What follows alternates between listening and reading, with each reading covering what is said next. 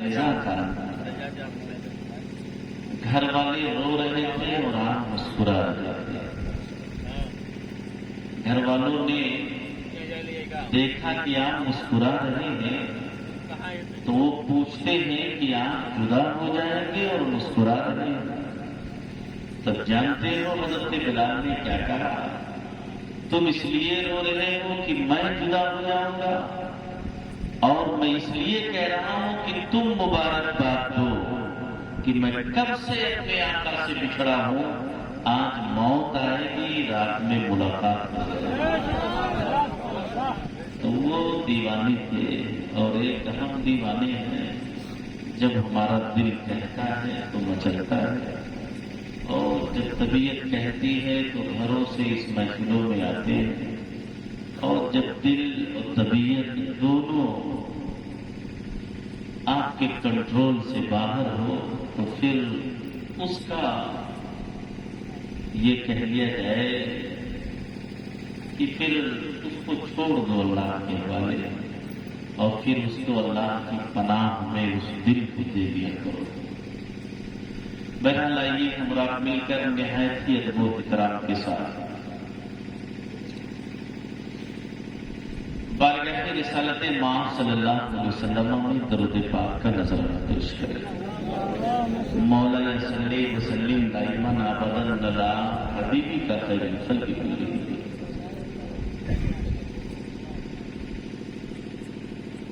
حق تو یہ تھا کہ 10 روزہ جس کا خطاب حضرت علامہ غلام غوث صاحب قبلہ جن کا بیان ہوا، ان کی حق تلفی ہونے جا رہی ہے، اس لیے میں پھر حضرت سے اجازت لینا چاہتا ہوں کہ آپ کا یہ اسٹیج ہے، آپ حکم کریں تب میں آگے ہوں۔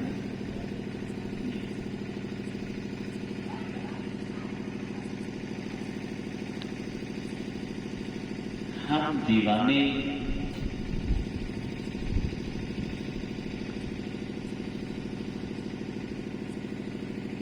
نبی کے کہتے تو ہیں، مگر ہمارے اعمال، افعال، کردار، گفتار سے کہیں دور دور تک یہ نظر ہی نہیں آتا کہ ہم دیوانے ہیں۔ دیوانہ جو ہوتا ہے وہ اپنوں میں نہیں ہوتا، وہ یہ کہہ دیا جائے کہ وہ مست رہتا ہے۔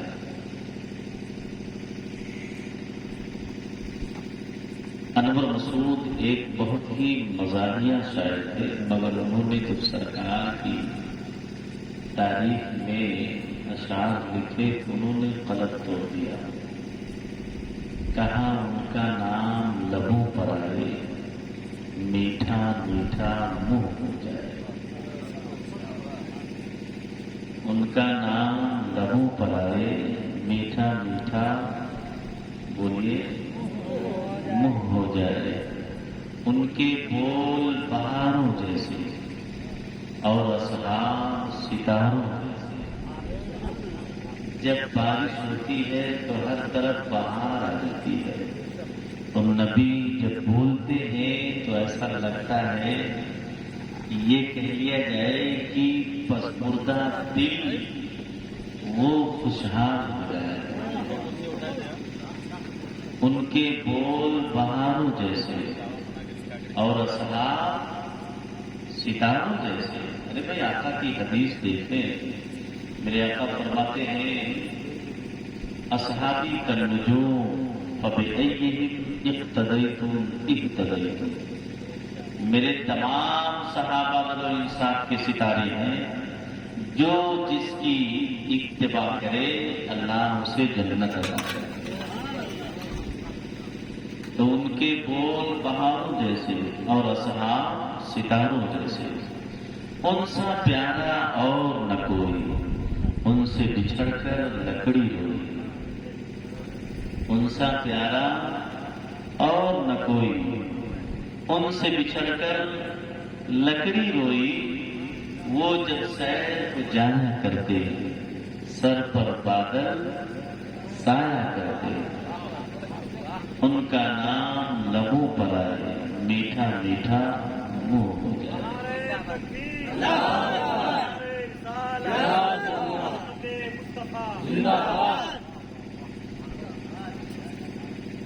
حضرت مولانا تیز محمد صلی اللہ علیہ وسلم نے جب سرکار کی نام میلاد کی تعلق سے جب انہوں نے نام پڑھی تو میرا دل کہا کہ سرکار کا تھوڑا ذکر ہے۔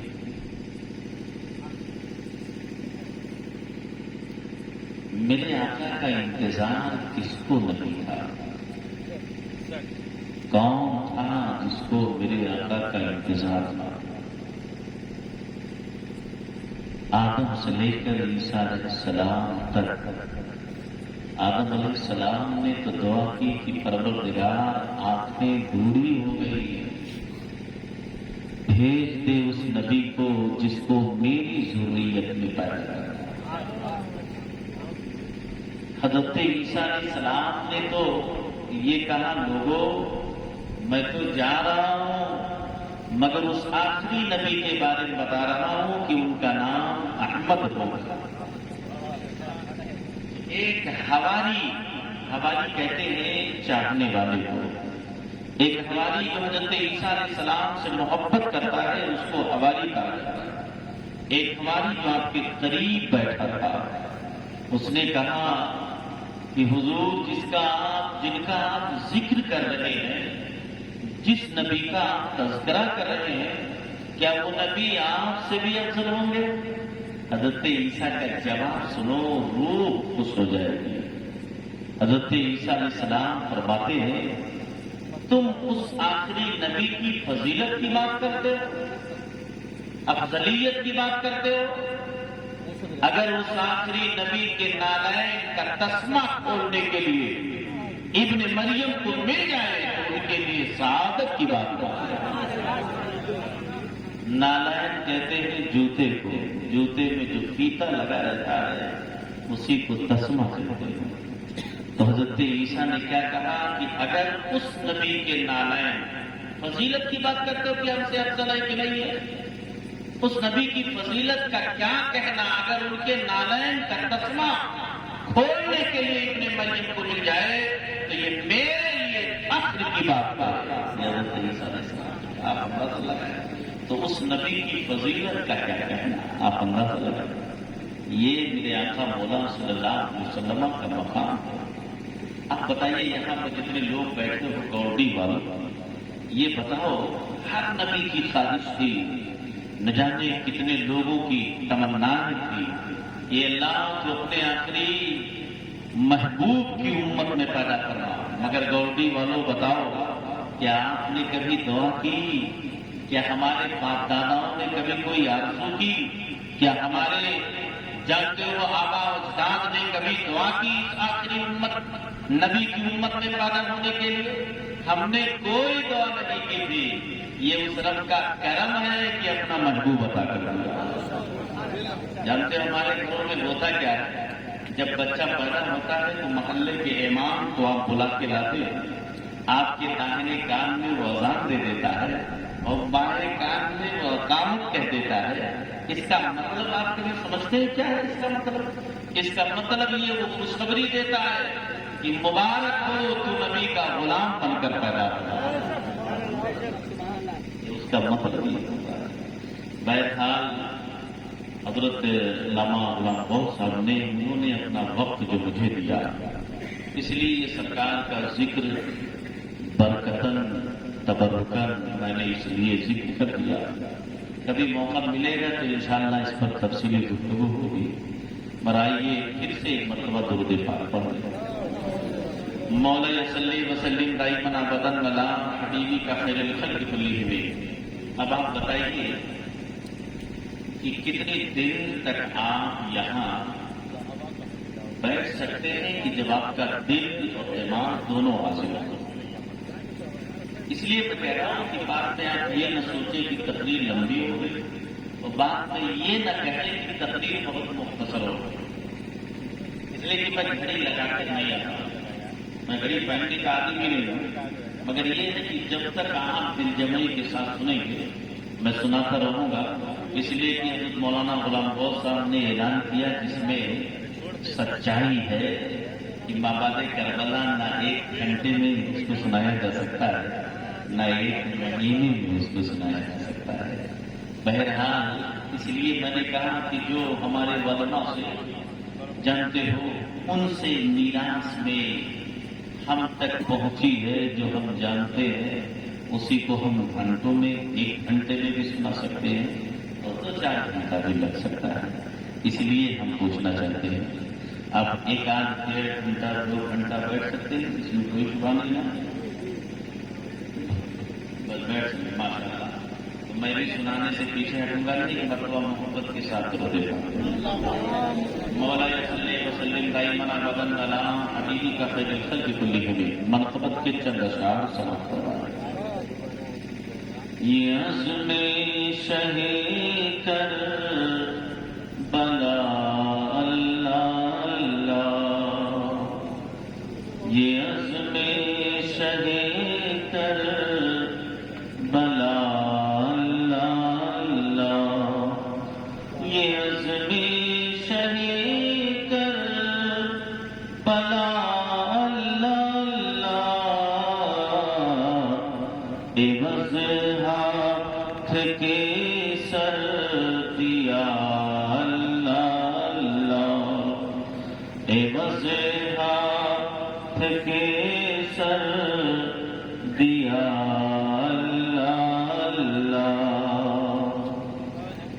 یہ سر سر کے دھوکے یہ گلشن نبی کا، یہ سر سر کے دھوکے یہ گلشن نبی کا، یہ صبر و رضا مرحبا اللہ اللہ، یہ صبر و رضا مرحبا اللہ اللہ، یہ قاسم کا دل سوز نارا خدا را، یہ قاسم کا دل سوز نارا خدا را، کیا او چچا میں چلا اللہ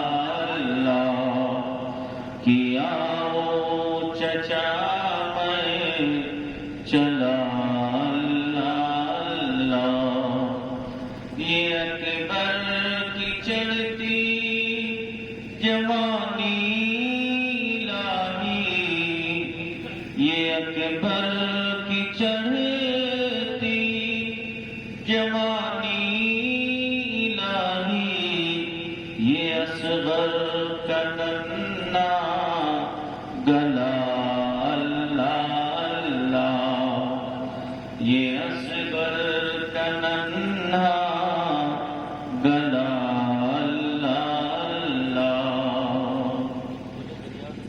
سرے پاک نیزے پہ رکھ کر کے دیکھو، سرے پاک نیزے پہ رکھ کر کے دیکھو، یہ ہنستے چلے بے حیا اللہ اللہ، یہ ہنستے چلے بے حیا اللہ اللہ، یہ عزم شہ کر بلا اللہ اللہ۔ آپ بتائیے میں نے چائے پی ہے؟ نہیں نہ پی ہے میں نے چائے، آپ کو چائے کی حاجت ہے؟ بیچ میں چائے ابھی جو لے آئے ہیں ان کو پلا دیجیے، اور چائے اخیر میں سب کے لیے لے کے آئیے، اگر انتظام نہ ہو تو انتظام کروا لو، شیرنی بعد میں دو، پہلے سب کو چائے پلا دو۔ اور میں بھی نہیں چائے پیا ہوں، نہ یہاں پیا ہوں نہ کہیں پیا ہوں، ابھی 1 گھنٹے اور 2 گھنٹے میں جب سے یاد آیا، تو میں یہ چاہوں گا کہ آپ تھوڑی دیر موقوف رکھیں انسان جب گناہوں میں ملوث ہو جاتا ہے، ہمارے اسلاف نے، ہمارے اساتذہ نے، اور جب احادیث کی شرح دیکھی جاتی ہے تو جب بندے مومن اور انسان جب وہ چھوٹی چھوٹی خطائیں کرتا ہے اور ان خطاؤں پر اس کو کوئی احساس نہیں ہوتا تو اللہ تبارک و تعالیٰ اس کے دل کو سیاہ کرتا اور ایک دن آتا ہے وہ دل کی اس کی خطاؤں کی بنیاد پر اس کا پورا دل سیاہ ہو جاتا ہے. جیسا کہ پہلے یہ حدیثوں میں آیا کہ ایک نقطے کے مانند وہ دل پہ سیاہی چھا جاتی ہے، پھر وہ خطائیں کرتا جاتا ہے، وہ سیاہی بڑھتی جاتی ہے. حال یہ ہوتا ہے کہ جانتے ہو اس کا پورا دل سیاہ ہو جاتا ہے. اور اسی کو جانتے ہو قرآن میں اور آقا کی حدیث میں اللہ کے رسول فرماتے ہیں ان فی الجسد لمضغہ ان صلحت صلح الجسد کلہ وان فسدت فسد الجسد کلہ الا وہی القلب. میرے آقا فرماتے ہیں اے میرے صحابہ، اے میرے غلاموں، تمہارے جسموں میں گوشت کا ایک ٹکڑا ہے، اگر وہی گوشت کا ٹکڑا صحیح ہے تو تمہاری نگاہ خطا نہیں کر سکتی، تمہاری زبان یہ بہک نہیں سکتی، تمہارے قدم یہ لرزش نہیں کر سکتے. وَإِن فَسَدَتْ فَسَدَ الْجَسَدُ كُلُّهُ، اگر وہی گوشت کا ٹکڑا بگڑ گیا تو تمہاری نگاہیں بھی خطا کر سکتی ہیں، تمہاری زبان یہ بہک سکتی ہے، تمہارے قدم یہ لرزش کر سکتے ہیں. الا وہی القلب، اے میرے غلاموں وہ تمہارا دل ہے. جب انسان کا جب دل مردہ ہو جاتا ہے تو اسی کو رب فرماتا ہے اولئک کالانعام کہ وہ انسان نہیں بلکہ جانور ہو جایا کرتا ہے. یہی حال یزیدیوں کا تھا. یزیدی وحشی ہو چکے تھے، ان کا ضمیر مردہ ہو چکا تھا، ان کے نگاہوں کی کوئی حیثیت نہ تھی، ان کے زبان کی کوئی حیثیت نہ تھی، ان کے دل کا کوئی وجود نہ تھا. بلکہ آپ اندازہ لگائیں انسان کے دل ہی پر اس کے سارے وجود کا دار و مدار ہوتا ہے. پتہ کیا چلا جب انسان کا ضمیر مردہ ہو جاتا ہے تو اللہ فرماتا ہے اولئک کالانعام، وہ انسان نہیں جانور ہو جاتا ہے. اور جب انسان جانور بن جاتا ہے تو چھوٹی خطائیں ہوں کہ بڑی خطائیں ہوں وہ کسی خطاؤں پر جب تو اس کو احساس نہیں ہوتا ہے. اور جب وہی انسان جس کو اپنی نیک نامی کی کوئی پرواہ نہ ہو، اپنی عزت کی کوئی فکر نہ ہو، اور اس وقت جو حکومت کرتا ہو، اس وقت پر وقت جو بادشاہ ہو، اس وقت جو حاکم وقت ہو، اس کی طرف سے جب کوئی خطرہ نہیں ہوتا ہے تو انسان جانتے ہو بڑے سے بڑے گناہ کرنے میں اسے کوئی جانتے ہچک محسوس نہیں ہوتی ہے. یہی حال یزیدیوں کا تھا. یزیدیوں کا ظلم بڑھتا گیا. وہ جانتے وہی کوفہ والے تھے، وہی پہلے عراق تھے. جب حضرت علی رضی اللہ تعالیٰ عنہ نے کوفہ کو راجدھانی بنایا اور 40,000 کوفہ والوں نے، اور جانتے ہو تمام کوفہ کے لوگوں نے سب سے زیادہ جس سے محبت کی وہ حضرت علی ہے. مگر میں کہنا یہ چاہتا ہوں وہی حضرت علی رضی اللہ تعالیٰ عنہ کو دھوکہ دینے والے کوئی اور نہیں ہے، وہی اہل کوفہ ہے، اہل عراق ہے، وہی اہل جان. میں یہ کہنا یہ چاہتا ہوں صرف حضرت علی کو ان لوگوں نے دھوکہ نہیں دیا. حضرت علی کے بعد جانتے ہو امیر المومنین خلیفۃ المسلمین حضرت امام حسن بنے. حضرت امام حسن کو بھی دھوکہ دیا گیا اور حضرت امام حسن کو بھی دھوکہ دیا. آپ اندازہ لگاؤ کون سا ایسا ظلم نہیں تھا جو نماز رسول پر ان لوگوں نے ڈھایا نہ ہو. حضرت امام علی مقام امام حسین پر جانتے ہو آزمایا نہ ہو۔ حضرت امام حسین کو جب ان لوگوں نے شہید کر دیا، آپ کے تمام ساتھیوں کو شہید کر دیا، آپ کے تمام گھر والوں کو شہید کر دیا، جانتے ہو جس میں آپ کی اپنی اولاد تھی۔ حضرت امام حسین کے 3 بیٹے میدان کربلا میں تھے، وہ تینوں بیٹوں کا نام علی تھا، ایک کا نام علی اکبر تھا، ایک کا نام علی اوسط تھا، ایک کا نام علی اصغر تھا۔ 3 بیٹے حضرت امام حسین کے اسی میدان کربلا میں تھے، جس کو علی اوسط کہا جاتا ہے، انہی کو امام زین العابدین بھی کہا جاتا ہے۔ اسی لیے امام علی مقام نے اپنی بیٹوں کی قربانی دی، اپنے بھتیجوں کی قربانی دی۔ آپ نے جانتے ہو کس راہ میں جانتے ہو اپنے بھائیوں کی بھی قربانی حضرت امام حسین نے دی۔ اب اگر میں آپ سے پوچھنا یہ چاہتا ہوں، یزیدیوں کا حال اسی پر بس نہ ہوا، جانتے ایک ایک اہل بیت کے جانتے ہو خون سے کربلا کی زمین رنگین ہو گئی، مگر ان لوگوں نے صرف اسی پر بس نہیں کیا۔ جب جانتے امام علی مقام کو شہید کر دیا تو خیمے حسینی کی طرف یزیدی بڑھتے ہیں اور تمام خیموں کو لوٹ لیتے ہیں، خیمے کے سامان کو اپنے قبضے میں لے لیتے ہیں۔ اللہ کے رسول کی مقدس وہ شہزادیاں، پردہ نشین وہ خواتین جن کے بارے میں آپ اٹھائیں اور قرآن اٹھا کرتے ہیں، حدیث مصطفیٰ اٹھا کرتے ہیں، نبی کے گھر والوں کی شان یہ ہے کہ جانتے ہو جبریل ان کے گھر میں بغیر اجازت کے جایا نہیں کرتے ہیں۔ آپ یہاں علماء سے پوچھئے، فرشتوں کا گھر میں آنا یہ باعث برکت ہے۔ اگر کوئی فرشتہ ہمارے گھر میں داخل ہو جائے تو یقین کے ساتھ میں یہ کہتا ہوں، پوچھئے کسی فقیہ سے، وہ فقیہ یہی کہے گا فرشتوں کا نزول باعث رحمت ہے، فرشتوں کا نزول باعث برکت ہے۔ اب آپ یہ سوچتے ہوں گے کہ ملک الموت بھی ہمارے گھر پہ آتے ہیں، وہ کیسے ہمارے لیے باعث برکت ہے؟ تو اٹھائیے امام غزالی کی کتاب، تب آپ کو پتا چلے گا۔ امام غزالی فرماتے ہیں جانے والا چلا جاتا ہے اور باقیوں پر احسان کر جاتا ہے، اور جو کوئی احسان کر جائے حقیقت بتاتا ہوں کہ وہ صاحب برکت ہوا کرتا ہے۔ آپ اندازہ لگائیے، اگر یہ بات آپ کے سمجھ میں نہیں آئی ہو تو میں آپ کو یہ بتانا یہ چاہتا ہوں، آج ہم لوگ اپنے آپ کو کہتے ہیں کہ ہم عمل والے ہیں، ہم یہ کہتے ہیں ہم نبی کے دیوانے ہیں، ہم یہ کہتے ہیں نبی کے مستانے ہیں، ہم یہ کہتے ہیں کہ ہم غلام حسین ہیں، لیکن کبھی آپ نے صوفیوں کے قول کو پڑھا ہے، کبھی آپ نے ہمارے اسلاف کے قول کو پڑھا ہے؟ امام غزالی فرماتے ہیں کہ بندے کے ابتدائی عمل میں، مومن کے ابتدائی عمل میں ریاکاری ہوتی ہے۔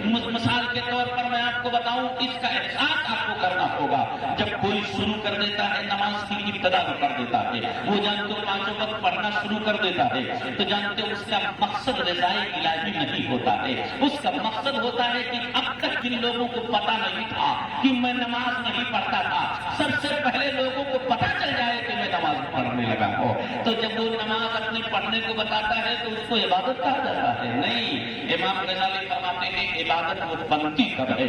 جب بندے مومن آپ عمل کرتا ہے تو وہ ریاکاری ہے، لیکن جب اس پر دوام کرتا ہے، یعنی کرتے رہتا ہے، لگاتار کرتے جاتا ہے، یہ مہینہ گزر گیا، سال گزر گیا، تب بھی وہ عبادت نہیں بنتی ہے، وہ عادت بنتی ہے۔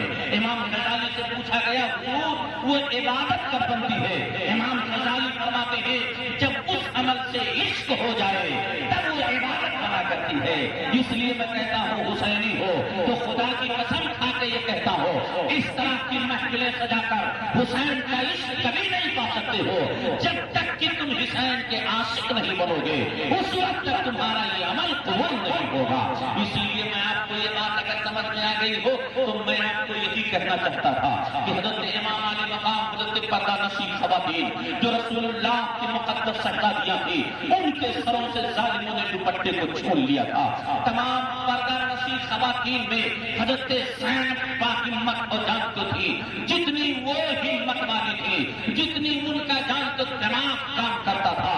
خدا کی قسم حضرت زینب سے پوچھو کون زینب؟ وہ زینب جن کے 2 چھوٹے چھوٹے اونو محمد جن کو اپنے ہاتھوں سے اٹھائی تھی حضرت زینب، جن کے سامنے ان کے 2 سگے بیٹوں کی لاش پڑی رہتی ہے، مگر حضرت زینب سے پوچھو زینب کیا تمہیں اپنی بیٹوں کی فکر ہے؟ خدا کی قسم میدان کربلا اور تاریخ کربلا پڑھ کے دیکھ لو، اٹھاؤ تو تاریخ اٹھا کر دیکھ لو، حضرت زینب نے یہی بتایا تھا مجھے نہ میری فکر ہے نہ میرے بیٹوں کی فکر ہے، اگر فکر ہے تو مجھے حسین کی فکر تھی۔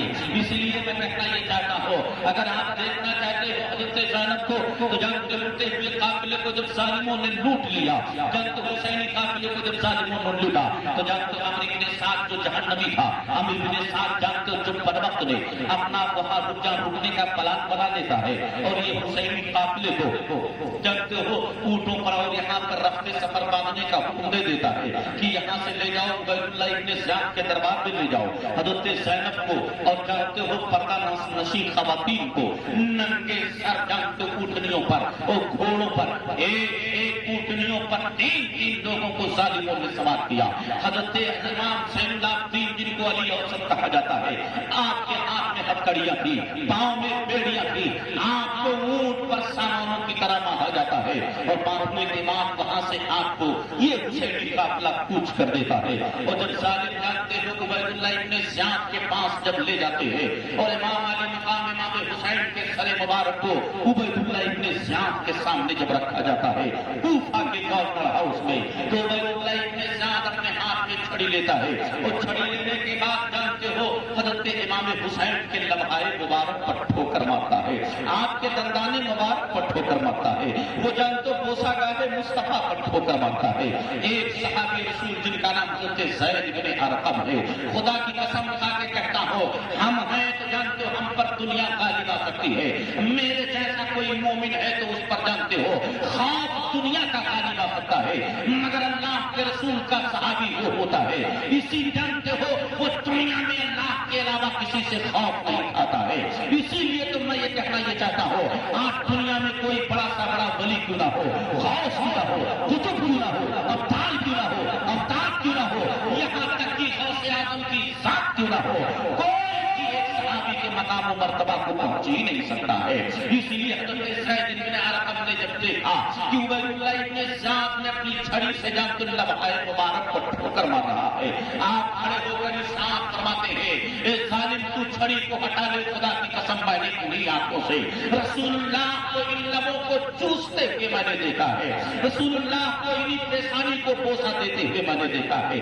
آپ کو علماء کی زبانی جب تقریریں سنتے ہیں تو آپ یہ بتاتے ہیں کہ سکینہ کو پیاس لگی تھی، جانتے ہو آپ یہ سنتے آئے ہیں کہ پردہ نشین خواتین جو بچے والی تھی جن کی گود میں شیرخوار بچے تھے ان کے پستانوں میں دودھ خشک ہو گیا تھا، آپ نے دیکھا ہوگا کہ جانتے ہو رسول اللہ کے مقدس گھر والوں پیاس سے بے حال تھے، مگر کبھی کسی نے یہ نہیں بیان کیا ہوگا کہ امام حسین کو میدان کربلا میں پیاس لگی ہوئی، اور میں کہتا ہوں نہ کسی نے سنا ہے نہ کبھی کوئی ثابت کر سکتا ہے کہ حسین کو پیاس لگی ہوگی، اس لیے کہ جنگ جو اسلاف ہمارے بزرگ فرماتے ہیں، اس لیے کہ امام حسین کے لبوں کو رسول اللہ چوسا کرتے تھے اور اپنا نواب دہن کے منہ میں ڈالا کرتے تھے، تو حسین کو کبھی پیاس لگ ہی نہیں سکتی ہے، اس لیے ہمیشہ اس کا خیال رہے۔ میں یہ کہنا یہ چاہتا ہوں حضرت امام علی مقام امام حسین کے جب لب پر ٹھوکر مار رہا تھا حضرت زینب نے کہا حضرت زید بن ارقم یہ کہتے ہیں ظالم ہٹا دے، وہ مردود جنگ تو کیا کہتا ہے اگر آپ صحابی نہ ہوتے اور اگر آپ جانتے ہو نہ بوڑھے نہ ہوتے تو میں اسی وقت آپ کو قتل کروا دیتا۔ حضرت زید بن ارقم ارشاد فرماتے ہیں تجھے میرے بوڑھے ہونے کا اتنا خیال ہے، تجھے میرے صحابی ہونے کا اتنا پاس و لحاظ ہے، اور نبی کے نمازے کا کوئی لحاظ نہیں ہے۔ حضرت زید بن ارقم کھڑے ہوتے کہتے اے اہل عراق، اے اہل عراق، اے کوفہ کے لوگوں، آج سے تم سب کے سب غلام ہو گئے ہو، جو اچھوں کو قتل کرتا ہے بروں کو غلام بنا لیتا ہے۔ یہ کس نے کہا تھا؟ جانتے حضرت زید بن ارقم نے کہا تھا، وہیں سے اٹھتے ہیں اور اٹھ کے چلے جاتے ہیں۔ اتنے میں عبید اللہ ابن زیاد نے دیکھا کہ ایک خاتون جن کا نام حضرت زینب ہے، مگر یہ جانتا نہیں تھا اب سردہ حالت میں حضرت زینب کی بات کے سہارے ٹیک لگائے ہوئے وہاں پر جانتے بیٹھی ہوئی تھی، اور آپ کے پاس حضرت امام زین العابدین جو اس وقت آپ کی عمر جو تھی 14 سال کی حضرت امام زین العابدین کی عمر تھی، جانتے ہو آپ کے پاس حضرت امام زین العابدین بھی بیٹھے ہوئے تھے۔ جانتے ہو عبید اللہ ابن زیاد پوچھتا ہے یہ خاتون کون ہے؟ تو کہا جانتے ہو پھر پوچھتا ہے یہ خاتون کون ہے؟ پھر پوچھتا ہے تیسری مرتبہ یہ خاتون کون ہے؟ تو جب تو کسی نے اہل بیت میں سے کسی نے یہ کہا کہ یہ حضرت امام حسین کی بہن ہے، حضرت امام حسین کی ہمشیرہ ہے۔ جب یہ کہا پوچھا یہ لڑکا کون ہے؟ تب جب تو بتایا گیا کہ اس لڑکے کا نام علی بن حسین ہے، یہ علی کے بیٹے ہیں، یہ علی بن حسین یہ حسین کے بیٹے ہیں۔ تو کہا علی بن حسین کو تو قتل کر دیا گیا ہے، کہا یہ بھی علی بن حسین ہے۔ تو جانتے ہو کہا وہ علی اکبر اور علی اصغر تھے اور یہ علی اوسط ہے۔ جب یہ کہا تو فوراً اس نے کہا کہ ان کو لے جاؤ قتل کر دو۔ اس وقت جانتے ہو حضرت زینب کی ہمت کو سلام کیا جاتا ہے۔ آج جانتے ہو حسینی سید جو پائے جاتے ہیں، ایک علوی ہے اور ایک سید ہے۔ علوی وہ ہوتے ہیں جو حضرت علی کے اور بیٹوں سے ان کی نسل چلتی ہے، اور آج دنیا میں جو سید پائے جاتے ہیں یا تو وہ حسنی سید ہوں گے یا تو وہ حسینی سید ہوں گے یا تو دونوں سوتے سے وہ سید ہوں گے جن کو حسنی حسینی سید کہا جاتا ہے۔ اگر یہ بات آپ کے ذہن و دماغ میں بیٹھی تو اسی وقت حضرت زینب نے اپنے سینے سے حضرت امام حسین اللہ الدین کو لگا دیا، اور لگانے کے بعد ارشاد فرماتی ہے ظالم اگر تو علی کو قتل کرنا چاہتا ہے تو اس سے پہلے تجھے مجھ کو قتل کرنا ہوگا۔ جب حضرت زینب نے جانتے ہو اتنا ہمت دکھایا تو اس مردود کا جانتے ارادہ اس کو ترک کر دیتا ہے۔ ارادہ ترک کیسے کرتا ہے؟ اتنے میں اذان کی صدا ہو جاتی ہے، مؤذن کا اذان دے دیتا ہے الصلاۃ الصلاۃ، اتنے میں وہ مسجد کی طرف بڑھ جاتا ہے، کوفہ کی جامع مسجد پہ جاتا ہے اور جامع مسجد کے منبر پر کھڑا ہو کر جانتے ہو سب سے پہلے جب لوگ اکٹھا ہو جاتے ہیں تو کہتا اللہ اس کے رسول کا شکر ہے۔ جانتے اس نے کیا کہا کہ تمام تعریف اس پروردگار کی جس نے امیر المومنین معاذ اللہ یزید بن معاویہ کو اللہ نے فتح عطا فرمائی ہے۔ اور جب اس نے کیا کہا اس مردود نے کہ معاذ اللہ کذاب ابن کذاب حسین ابن علی کو کہیے معاذ اللہ، 100 بار معاذ اللہ۔ اس نے کہا معاذ اللہ کذاب ابن کذاب حسین ابن علی کو جب جو اللہ نے شکست فرمائی ہے۔ اتنے میں اللہ کے رسول کے ایک صحابی جن کا نام حضرت عبداللہ بن عفیف الازدی ہے، وہ جانتے نابینا شخص تھے، ان کا کام یہی تھا کہ وہ مسجد میں عبادت کے لیے بیٹھا کرتے تھے۔ جب کوئی کام نہ ہوتا تھا، کوئی ضرورت نہ ہوتی تھی تو اسی مسجد میں وہ اللہ کے ذکر و فکر میں لگا رکھتے تھے۔ جب تو حضرت عبداللہ بن عفیف الازدی جب یہ دیکھتے ہیں، یہ سنتے ہیں کہ یہ ظالم مردود حسین کو جھوٹا کہہ رہا ہے، آپ کے والد گرامی علی کو جھوٹا کہہ رہا ہے، وہ فوراً کھڑے ہو جاتے ہیں کانپتے ہوئے، جانتے ہو بھرائی آواز سے فرماتے ہیں کہ جانتے ہو کہ جان کیا کہتے ہیں، اے ظالم انسان عبید اللہ ابن زیاد، حسین کل بھی سچا تھے اور حسین کے والد علی کل بھی سچے تھے، آج بھی سچے ہیں، ان کے نام بھی سچے تھے۔ یہ کس نے کہا؟ جانتے اس حضرت عبداللہ بن عفیف الازدی نے کہا، بلکہ کہا کہ کذاب ابن کذاب، تو کذاب ہے، تیرا باپ کذاب ہے اور تیرا حاکم بادشاہ یزید وہ کذاب ہے۔ یہ کس نے کہا؟ حضرت عبداللہ بن عفیف الازدی نے کہا۔ اتنے میں اس ظالم مردود نے ان کو گرفتار کروا دیا۔ روایتیں دو ملتی ہے، ایک روایت میں ملتی ہے کہ آپ کے خاندان کے لوگ مسجد میں تھے، تھوڑی دیر کے لیے چھوڑ دیا، مگر دوسری روایت میں ہوتی ہے کسی کی کوئی پرواہ نہ کیا اور ان کو لے جاتا ہے تختے دار پر، سولی پر ان کو لٹکا دیتا ہے، اور اسی وقت ایک اور محب اہل بیت میں اضافہ ہو جایا کرتا ہے۔ آپ اندازہ لگائیں یہ کون مردود ظالم جس کا نام عبید اللہ ابن زیاد تھا۔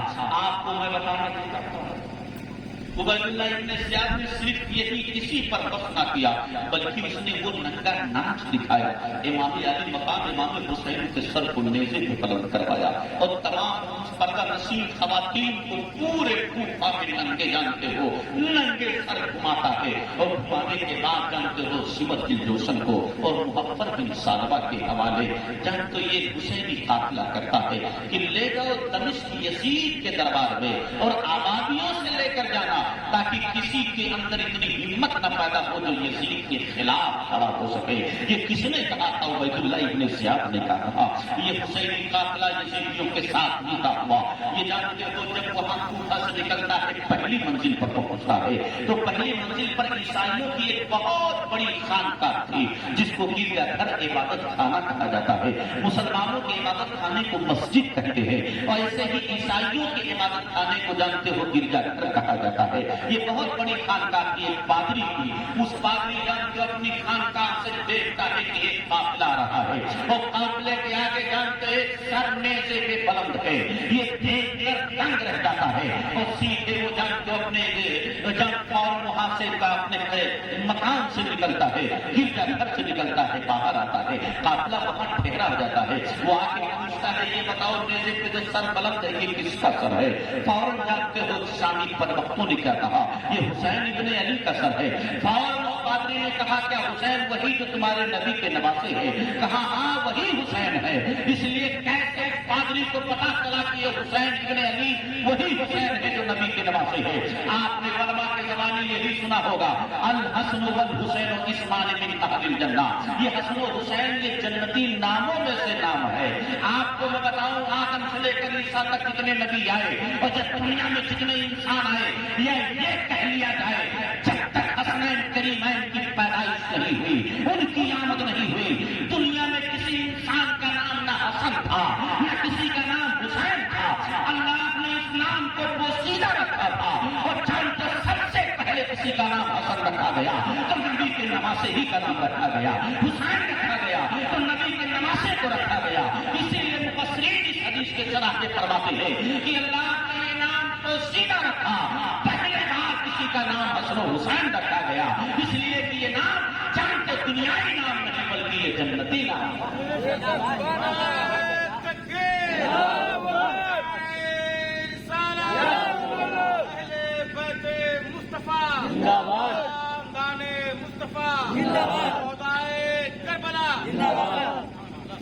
आप पता लगाएं, इसलिए पादरी ने पूछा वही हुसैन है? कहा तो फौरन कहा कि तुम लोग कितने जालिम हो, जिस नबी के नवासे, जिस नबी का कलमा पढ़ते हैं उनके नवासे तक को तुमने सिवा कर दिया और इसी पर तुम्हारा जुल्म खत्म नहीं हुआ। उस नबी के मुकद्दस शहजादियों को तुमने जो पर्दे में रखती थी तुमने तुमको खैरी बना दिया। ये किसने कहा? पादरी ने कहा यहाँ तुम्हारा काफिला अगर ठहरेगा तो मैं चाहता हूँ कि हुसैन का सर मुझे दे दो, इसके एवज मैं तुम्हें 10,000 दिरहम दूंगा। दिरहम दिनार किसे कहा जाता है? उसकी कितना होता है और उसकी लंबाई चौड़ाई क्या होती है? हमारी हाथ की हथेली जिसको हम गदौरी कहते हैं उसके बराबर सोना हो तो जानते सोने का सिक्का हो तो दिनार है, चांदी का सिक्का हो तो दिरहम है। तो 10,000 दिरहम उसने कहा कि मैं दूंगा। वो लोग दिरहमो दिनार के बंदे थे, फौरन तैयार हो जाते हैं। पादरी हजरत इमाम हुसैन के सरे मुबारक को लेता है और लेने के बाद अपने मखसूस हुजरे में जाता है और मखसूस हुजरे में जाने के बाद नमाज़े रसूल हजरत इमाम अली मकाम इमाम हुसैन के चेहरे को, आँख के बाल को धुलता है और धुलने के बाद खुशबू से मुअत्तर करता है। मुअत्तर करने के बाद उसी जगह रख देता है और रखने के बाद सामने अदब से बैठ जाता है। जो ही अदब से वो बैठता है अल्लाह तबारक व तआला ने उसके इस खिदमत को कबूल कर लेता है और जब अल्लाह ने उसकी पादरी की इस खिदमत को कबूल कर लिया और उसके अदब को कबूल कर लिया तो हिजाब का पर्दा जो उसके आंखों पर पड़ा था अल्लाह ने उस पर्दे को उठा दिया। उसने क्या देखा अपने आंखों से कि हुसैन के सरे मुबारक से लेकर आसमान तक एक नूर का सुतून है। उसने जब उस नूर के सुतून को देखा तो जानते उस वक्त क्या देखता है कि हजरत इमाम हुसैन के लबहाए मुबारक हिल रहे हैं, आप कुछ पढ़ रहे हैं। इतने में जब वो करीब जाके कान लगाता है तो देखता है कि इमाम हुसैन कुरान की तिलावत कर रहे हैं। आज मैं पूछना ये चाहता हूँ, आज हमारे घरों में अपने रहमत की बरसात नाजिल नहीं हो रही है, आज हमारे घरों में रहमतों की बरसात नाजिल नहीं हो रही है, आज हमारे खेतों पर अपने रहमत की बरसात नाजिल नहीं हो रही है। एक एक पानी के कतरे के लिए हम तरस रहे हैं। कौन ऐसा नबी है जिसने दुआ न की हो कि अल्लाह हमारी खेतियां सूख रही हैं, अपने रहमत की बरसात नाजिल फरमा दे। मैं मुहद्दिसीन को जानते हो, उन मुहद्दिसीन की हदीसों को उठाकर देखा और उसकी शरह जब उठाकर देखा तो अल्लाह के रसूल सल्लल्लाहु अलैहि वसल्लम जानते हो हदीस से ये जाहिर है कभी किसी मोमिन की दुआ रद्द होती ही नहीं है, कभी किसी मोमिन की दुआ रद्द नहीं होती। वो मोमिन कौन? जो जैसा आप हो, जैसे हमें गुनहगार ही सही, खताकार ही सही, वो रियाकार ही सही, वो मक्कार ही सही, मगर मोमिन की दुआ कभी रद्द नहीं होती है, कभी रद्द नहीं होती है। आप मुझे बताइए मोमिन की दुआ रद्द नहीं होती है, उसकी सूरत को कहा बयान फरमाई, मुफस्सिरीन ने सूरत बयान फरमाई। उसकी सूरत क्या है कि मोमिनों की दुआ रद्द नहीं करता है। जो मोमिन मांगता है अल्लाह ना देगा उसके एवज दूसरा अता कर देगा। ایک بات یہ ہے قبولیت کی دلیل کہ اللہ جانتے ہو، اور دوسری وجہ کیا ہے کہ جب بھی مومن اپنے لیے یا کسی کے لیے مانگتا ہے تو اللہ تعالیٰ اسی وقت نہ دے کر وہ تھوڑی دیر کے لیے تاخیر سے دے دیتا ہے۔ آپ اندازہ لگائیے، جب کبھی کوئی آدمی بارش کے لیے پروگرام کر لیتا ہے، ذکر مصطفیٰ رکھ لیتا ہے، بچوں کو کھلا دیتا ہے، بھنڈارا کہہ دیا جائے کر لیتا ہے، تو کچھ لوگ ایسے ہوتے ہیں برسمان جب صبح 1 دن 2 دن ہوا بارش نہیں ہوئی تب بھی تنقید کرنے لگتے ہیں۔ خدا کی قسم کھا کے میں کہتا ہوں، اللہ کے رسول نے کیا فرمایا تھا؟ لوگوں، 2 چیز کی ضمانت تم دے دو، جنت کی ضمانت میں تمہیں دیتا ہوں۔ ایک مسلمان اپنی زبان کی حفاظت کی ضمانت دے دے، ایک مسلمان اپنی شرمگاہ کی حفاظت کی ضمانت دے دے، وہ مرد ہو کہ عورت ہو، وہ اپنی زبان کی حفاظت کرے اور اپنی شرمگاہ کی حفاظت کرے، اللہ کے رسول فرماتے ہیں میں اسے جنت عطا کر دوں گا۔ آپ اندازہ لگائیے، آج نہ ہماری زبان محفوظ ہے، نہ ہماری شرمگاہ محفوظ ہے، نہ زبان پاک نہ شرمگاہ پاک۔ آپ اندازہ لگائیے، پھر بھی ہمیں جنت کا حصہ ملنا چاہیے۔ میں یہ کہتا ہوں کہ دعا مومن کی رد نہیں کی جاتی ہے، قبول ہوتی ہے، مگر قبول ہونے کے لیے جو چیز مانگا نہیں ملا اس کے علاوہ اللہ نے دوسری چیز عطا کر دی، یا جس چیز کے بجائے آپ نے دعا کی اللہ نے اس میں تاخیر کر دی، 10 دن پہلے سے 10 دن بعد میں اللہ نے دیا۔ یا اگر کوئی بندے مومن دعا کرتا ہے تو اس دعا کو اللہ دنیا میں قبول نہ کیا تو آخرت کے لیے ذخیرہ بنا دیا کرتا ہے۔ اور فقہا فرماتے ہیں، محدثین مفسرین، اٹھائیے حدیث کی شرح، وہ فرماتے ہیں کہ وہ دعا جو ذخیرہ آخرت بنا دیا جاتا ہے، کل قیامت کے دن جب اس بندے مومن کی دعا قبولیت، اس دعا کا جو ذخیرہ بنایا گیا تھا، اس کا جب جزا ملے گا، اس کی جب صلہ ملے گی، اس کا جب ثمرہ ملے گا، اس کا جب پھل ملے گا، تو بندے مومن اس وقت تمنا یہ کرے گا، پروردگار کاش دنیا میں میری کوئی دعا قبول نہ ہوئی ہوتی، صرف ساری دعاؤں کا صلہ اور جزا تو آخرت ہی میں عطا کر دیتا۔ پھر بھی یہ شکایت رہتی ہے کہ اللہ نے ہماری دعا قبول نہیں کی۔ خدا کی قسم میں آپ کو کہنا یہ چاہتا ہوں، حضرت یاد آ گئی ایک روایت تو میں آپ کو بتا دوں، پھر آپ کو سمجھ میں آئے گا۔ حضرت عثمان جیسا سخی اور سخاوت کرنے والا آپ کو کہیں نظر آتا ہے؟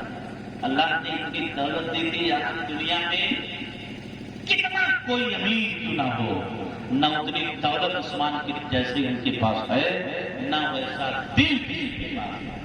حضرت عثمان، حضرت صحابی رسول حضرت سعد صحابی، حضرت سہل بن سعد صحابی رضی اللہ تعالیٰ عنہ، ان کی تربیت میں یہ دوسری روایت ہے۔ حضرت عبداللہ ابن عباس، حضرت عبداللہ ابن عباس کون تھے؟ راس المفسرین۔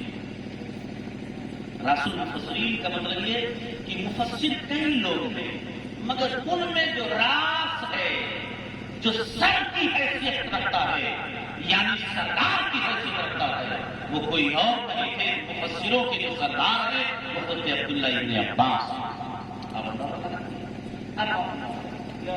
کیا مطلب کیا ہوا؟ ایک اور میں آپ کو آسان بتا دوں کہ تمام قرآن سمجھنے والوں میں سب سے بہتر کوئی قرآن سمجھتے تھے، سب سے اچھا تو حضرت عبداللہ ابن عباس۔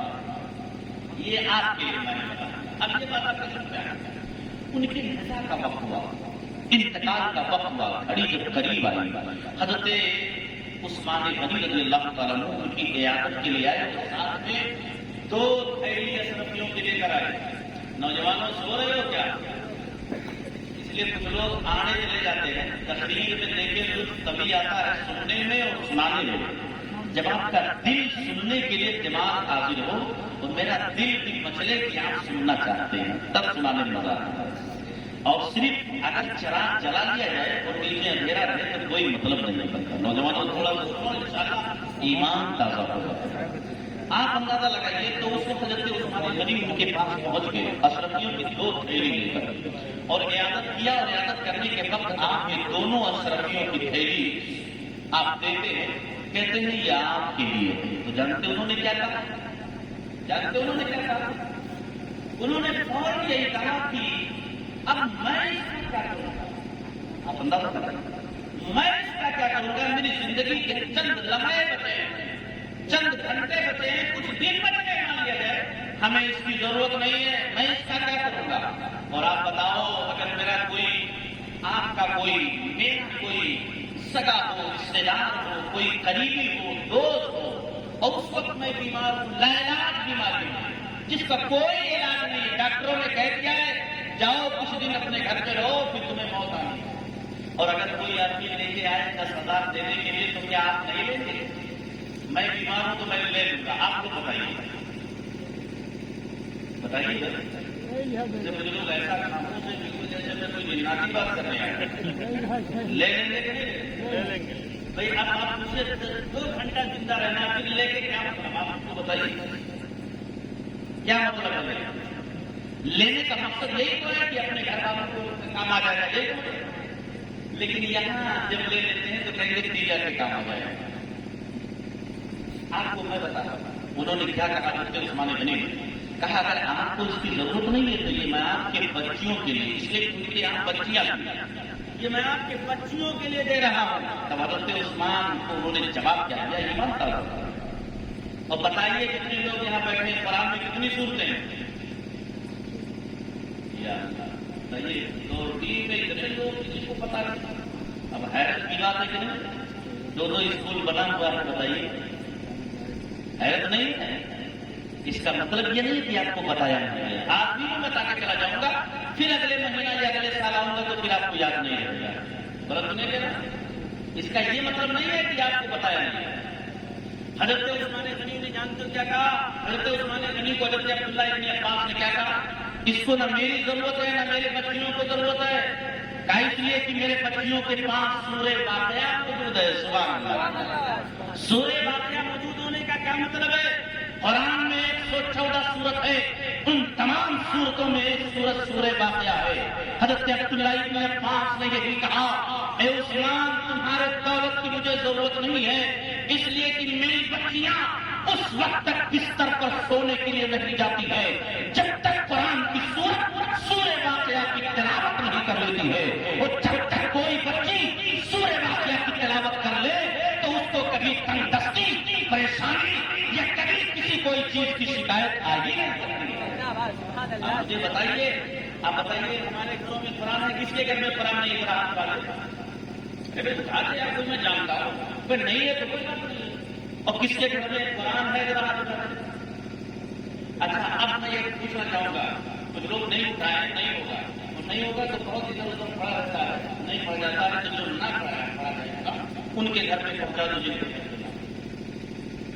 اب مجھے میں آپ کو بتاتا ہوں، رمضان شریف گئے ہوئے کتنا مہینہ گزرا؟ بھائی کتنا مہینہ گزرا؟ 1 مہینہ ہو گیا ہوگا۔ اچھا یہ بتائیے 5 مہینہ رمضان شریف کو چھوڑ دیجیے، 5 مہینوں کے بعد کس کے ہم قرآن کھلا ہے گھر میں؟ ایک آدمی بتا دے جس کے گھر پہ قرآن کھلا ہو پڑا ہو۔ یا اللہ حیرت کی بات ہے، میں بچیوں کی کوئی ذمہ داری ہے؟ ابھی آپ سنیے، اور پڑھنے والے تو پڑھتے ہیں، اس میں چاہے میرے گھر کے ہوں چاہے وہ آپ کے گھر کے ہوں، چاہے میرے گھر کے نہ بھی ہوں چاہے آپ کے گھر کے نہ ہوں، قرآن تو ایک لمحہ ایسا نہیں ہے جو پڑھا نہ جا رہا۔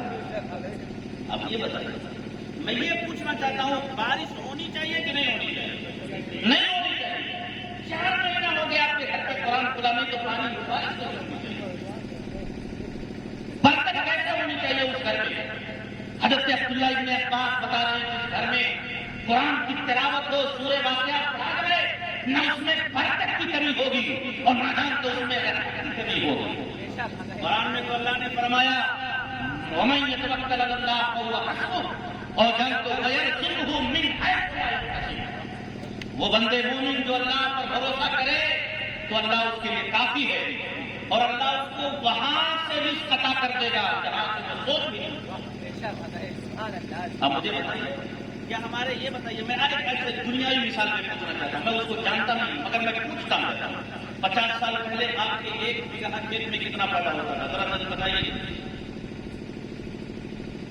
کوئی ایسا جناتی سوال کر لیا، 50 سال پہلے، 20 سال 30 سال پہلے 8-10 مانی، اس کا مطلب 10, 20, 50 کلو، 50 کلو 100 کلو، اس سے زیادہ نہیں ہوتا تھا بھائی۔ 1 کنٹل 1.25 کنٹل نہیں ہوتا تھا، آج کم سے کم 4 کنٹل 5 کنٹل 6 کنٹل، تو غلط تو نہیں کہہ رہا؟ آپ مجھے بتائیے غلط کہہ رہا ہوں؟ میں پوچھنا یہ چاہتا ہوں، پہلے تو جب ہمارے کھیتوں میں پیدا ہوتا تھا اگر بارش نہ ہو دوسرے سال، بلکہ یہاں تک کہ میں کہتا ہوں کہ جب سال ختم نہیں ہوتا تھا تو گلہ گھروں میں سے ختم ہو جاتا تھا، لیکن آج اگر ایک سال بارش نہ ہو تو اتنا پیدا ہوتا ہے کہ 2 سال نہیں 3 سال بھی کھائیں گے تو ختم نہیں ہوگا۔ غلط تو نہیں کہہ رہا؟ پھر اللہ نے دیا کہاں نہیں اللہ نے دیا؟ کب کہاں دیا؟ کوئی ایک آیت سے اللہ نے کب دیا ہو؟ اللہ کے رسول سرور کائنات ارشاد فرماتے ہیں کہ اگر کوئی بندے مومن اللہ پر بھروسہ کرنے کا حق ادا کر دے تو اللہ تبارک و تعالیٰ اسے پرندوں جیسا رزق عطا کرتا ہے۔ پرندوں جیسا رزق آپ کو بتا دوں تو آپ حیران ہو جائیں گے۔ اٹھاؤ سارا کھولو حدیث کی تباہ پتہ چلے گا پرندوں جیسا رزق کیسا رزق ہوتا ہے۔ آپ کو میں بتاؤں تب آپ کو سمجھ میں آئے گا۔ ان دنیا میں اللہ نے انسان کو جس کو سب سے زیادہ جس چیز کی ضرورت تھی اللہ نے اس کو سب سے زیادہ واقعی مقدار میں پیدا کیا۔ وہ چیز کیا ہے؟ جو سب سے زیادہ آپ کو ضرورت ہے اور اس کے حصول میں کوئی محنت نہیں ہے، اس کے حصول میں کوئی خرچہ نہیں ہے، اس کے پانے میں ایک لمحہ آپ کا 1 منٹ بھی نہیں لگتا، بتائیے وہ کیا ہے؟ پانی ہے۔ یہی سب زیادہ ضرورت۔ مجھے تو لاک ڈاؤن میں پتا چلا کہ آکسیجن لاک ڈاؤن میں کیا زیادہ ضرورت ہے؟ پانی کی ضرورت ہے۔ بولیے اور اب بھی آکسیجن کی سب سے زیادہ ضرورت ہے۔ اب بھی آکسیجن کوئی 5 منٹ سانس بند کر دیجیے کسی کو دیکھو بچتا کہ نہیں، اور 5 گھنٹہ نہیں 50 گھنٹہ اس کو پانی کا پلائیے دیکھے دیتا رہتا ہے۔ زیادہ ضرورت کس کی پڑی ہے؟ کس کی زیادہ ضرورت ہے بتائیے؟ اور آکسیجن بنانے میں کتنا محنت کرتے ہیں آپ بتائیے؟ صرف ایک چیز آپ پر نافذ کر دی جاتی کہ آکسیجن کی بوتل آپ کو اپنی پیٹ پر لگانی ہوتی ہے تو سارا حسن غارت ہو جاتا، سارا حسن غارت ہو جاتا۔ حسن تو وہ تھا کہ جب آپ کپڑے پہنتے ہیں تو آدھا جھلکتے ہیں، سارا حسن غارت ہو جاتا جب آکسیجن کی بوتل لگانی پڑتی۔ اور ایک دن میں کتنی بوتل لگتی اس کا احساس آپ کیجیے۔ یہاں بیٹھ کر سانسیں لیتے ہیں آکسیجن جہاں، مگر اللہ نے کتنا آکسیجن پیدا کر دیا۔ گھروں میں رہو تو آکسیجن، باہر رہو تو آکسیجن، کئی گاڑیوں میں رہو تو آکسیجن، جہاں جاؤ وہاں آکسیجن، ہر جگہ اللہ نے تازہ آکسیجن پایا۔ مجھے بتائیے 10 منٹ کسی کی سانس بند کر دی جائے وہ زندہ رہ سکتا اور 10 گھنٹہ پانی نہ پیے زندہ نہیں رہ سکتا۔ سب سے زیادہ ضرورت کس چیز کی؟ آکسیجن۔ اور آکسیجن کے حاصل کرنے میں کوئی محنت ہے؟ اور سب سے زیادہ اس کے بعد اگر کسی چیز کی ضرورت ہے تو وہ پانی ہے۔ اور پانی اللہ نے کتنا پیدا کیا؟ آسمان سے بارش کرتا ہے، زمین سے چشمے پھوٹتے ہیں، دریا بہتے ہیں، برف پگھلتی ہے، یہ سب کچھ کیا ہے؟ یہ پانی۔ اب بتائیے اور زیادہ کچھ محنت کس میں کرنا پڑتا ہے؟ وہ کھانے والوں کی محنت کرنا پڑتا کہ نہیں پڑتا؟ آپ کماتے ہیں پھر خرید کے لاتے ہیں پھر انتظام کرتے ہیں تب بنتا ہے۔ اور پھر محنت کس میں کرنا پڑتا ہے؟ مکان بنانے میں۔ مکان ایک آدمی کو زندگی میں کتنے مکان کی ضرورت ہے بتائیے ہم کو؟ بھائی جس شہر میں رہے وہاں مکان ہو جائے، اس سے زیادہ بھائی جس شہر میں جہاں چاہے وہاں مکان ہے، جہاں جائے وہاں اس کے لیے مکان ہے۔ تو آپ مجھے بتائیے اس کے بعد بھی ضرورت ہے؟ مگر آکسیجن 10 بوتل دے دی جائے اس کے بعد نہ دی جائے تب بتائیے پتا کیا چلا؟ اسی لیے میں کہتا ہوں اللہ کے رسول فرماتے ہیں اگر بندے مومن اللہ پر بھروسہ کا حق ادا کر دے، بھروسہ کرنے کا حق، تو اللہ وہاں سے رزق دے گا جیسے پرندوں کو۔ پرندوں کی غذا الگ الگ ہے، پرندوں کی غذا الگ الگ ہے۔ کچھ پرندے شاکاہاری ہیں، کچھ پرندے مانساہاری ہیں۔ اور ہم نے جو پڑھا تو جانتے ہو ایک پرندہ جس کو جانتے ہو وہ کہتے ہیں ہنس، پرندے کو کیا کہتے ہیں؟ ہنس۔ اس کی غذا جانتے ہیں؟ اس کی غذا خالص موتی ہے۔ کیا ہے؟ سچے موتی اس کو کہا جاتا ہے، جس کو خالص ہیرا کہا جاتا ہے۔ آج اگر زندگی میں آپ کو ہم کو کسی کو ضرورت پڑ جائے ہیرے کو، لاکھوں روپیہ خرچ کر دو پر یقین نہیں رہتا یہ خالص ہے کہ نہیں۔ غلط تو نہیں کہہ رہا، خالص ہے کہ نہیں؟ لیکن آپ بتاؤ اللہ اس پرندے کو جو ہنس ہے، لاکھوں کروڑوں تعداد میں ہنس پائے جاتے ہیں اور صبح شام اللہ ان کو رزق عطا کر دیتا ہے، ان کا رزق صرف جان تو ہیرا ہے، خالص موتی ہے۔ تو بتاؤ میں پوچھنا چاہتا ہوں تم اللہ پر بھروسہ کرنا تیار شروع کر دو، رب پر بھروسہ کامل کر کر دو. خدا کی قسم کھا کے کہتا ہو دنیا میں جو سب سے اعلیٰ رزق ہے اللہ وہ تمہیں دے گا. وہ رزق اللہ تمہیں دے گا. اور دوسری بات اس وقت جو موسم ہے یہ آج کا موسم، آج کا اس مہینے کا جو موسم ہے، اس وقت ہمارے درختوں میں ایک درخت ہے جس کو امرود کہا جاتا ہے، امرود پر بھی پھل ملے گا. مگر امرود میں جب تک سب سے اچھا پھل کون ہے؟ بہت سے امرود لگے رہتے ہیں، مگر وہ پھل سب سے اچھا ہوتا ہے جس کو طوطا اپنے ہونٹ سے اپنے زبان سے اس کو کھایا جاتا ہے. کیوں؟ وہ جانتا ہے اس درخت کا سب سے میٹھا پھل کوئی ہے تو یہ.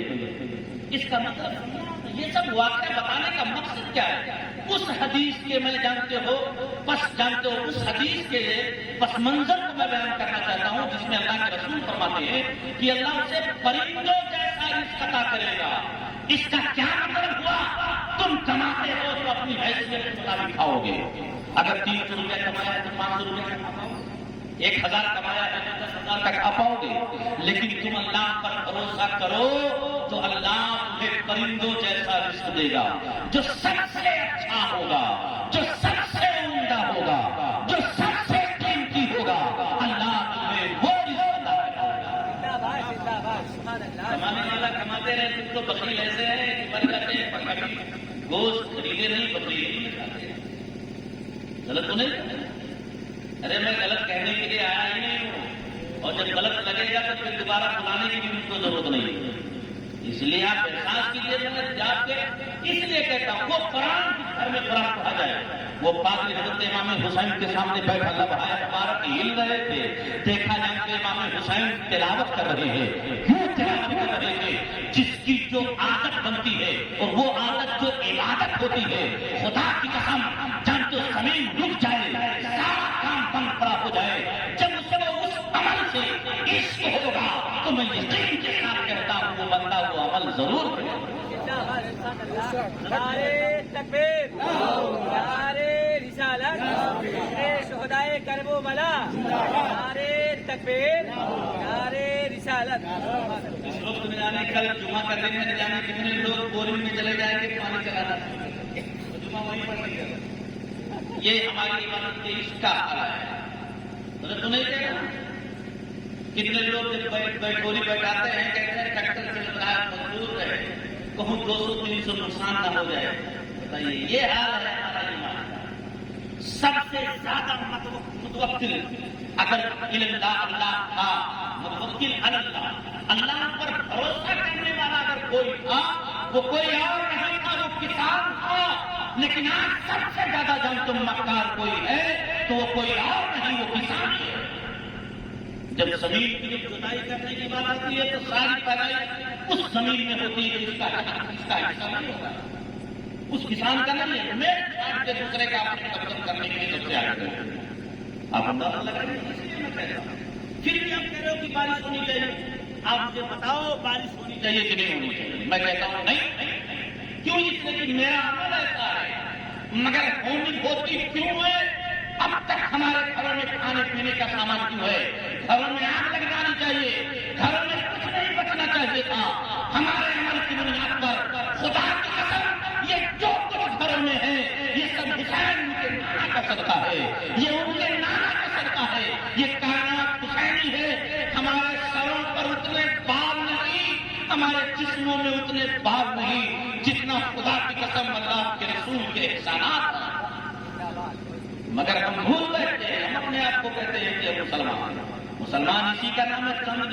چند لمحوں کے لیے ہم تو مسجد میں پہنچ جائے، پنکھا نہ چلے تو کسی کے یہاں اتفاق سے چلتا ہوا ہے تو ہم آگ لگا دیں. یہ عالم والا ہے.